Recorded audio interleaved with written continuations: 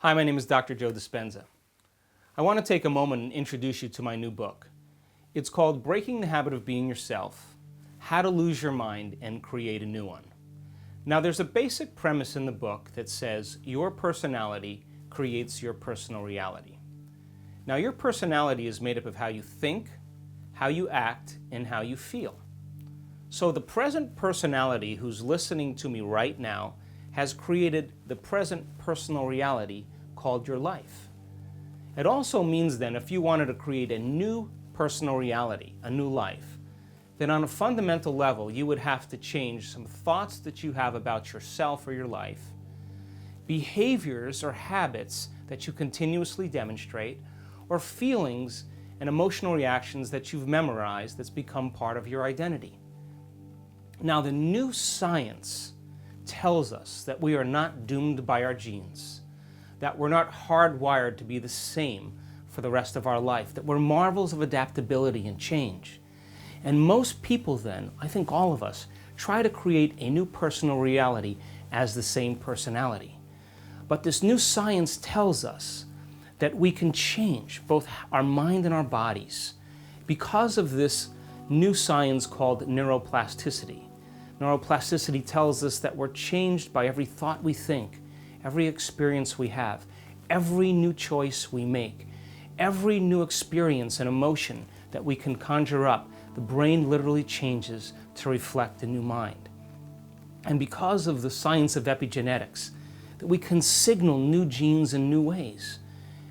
But if we keep doing the same things and thinking the same thoughts and responding to the same circumstances in the same way, we keep signaling the same genes that ultimately cause us to head to our genetic destiny. Change your mind, though, and you can begin to signal new genes that can change your health.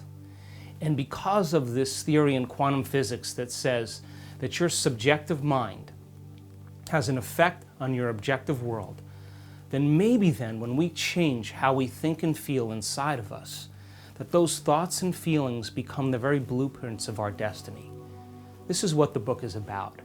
And it gives people permission to experiment, because this is the time in history where people not only want to know, but they want to know how. So after I appeared in the movie What the Bleep Do We Know, and I wrote my other book called Evolve Your Brain: The Science of Changing Your Mind, the common question was, how do we do this? So science is the contemporary language of mysticism. And because we can use science to demystify the mystical, it gives every person the opportunity to experiment in their life.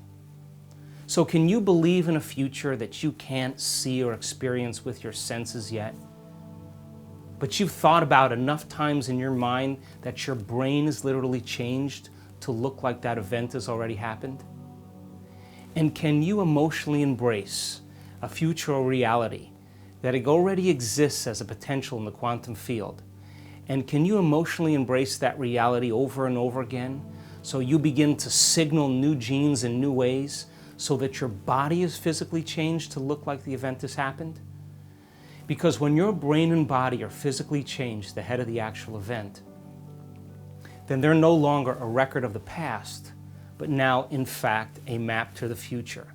And to live by this law is to live by the quantum law, which says that the environment is an extension of our mind.